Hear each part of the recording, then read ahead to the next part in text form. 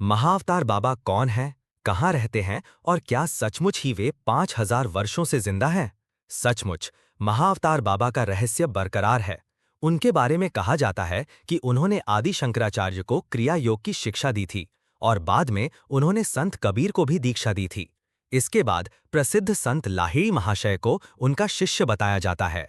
दक्षिण भारत के प्रसिद्ध सुपरस्टार रजनीकांत भी महाअवतार बाबा के भक्त हैं। उन पर एक डॉक्यूमेंट्री फिल्म भी बनी है। रजनीकांत द्वारा लिखित 2002 की तमिल फिल्म बाबा बाबाजी पर आधारित थी। लाहिड़ी महाशय के शिष्य स्वामी युक्तेश्वर गिरी थे और उनके शिष्य परमहंस योगानंद ने अपनी किताब ऑटोबायोग्राफी ऑफ योगी योगी की आत्मकथा 1946 में महाअवतार बाबा का जिक्र किया है। कहते हैं कि 1861 और 1935 के बीच महाअवतार बाबा ने कई संतों से भेंट की थी। लाहिड़ी महाशय और उनके शिष्य इस बारे में कहते आए हैं। बाबा से जुड़ी 2 घटनाएं। परमहंस योगानंद ने बाबा से जुड़ी 2 घटनाओं का अपनी किताब में जिक्र किया है।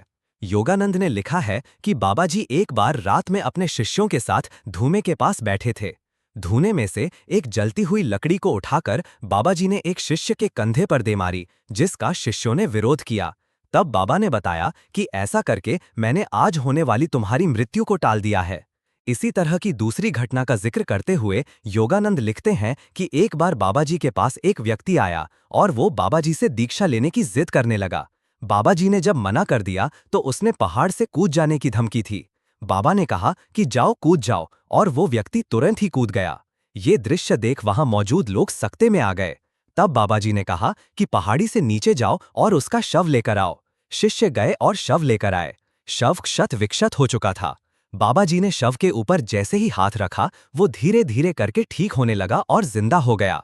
तब बाबा ने कहा कि ये तुम्हारी अंतिम परीक्षा थी, आज से तुम भी मेरी टोली में शामिल हुए। महाअवतार बाबा की गुफा। महाअवतार बाबा की एक गुफा भी है।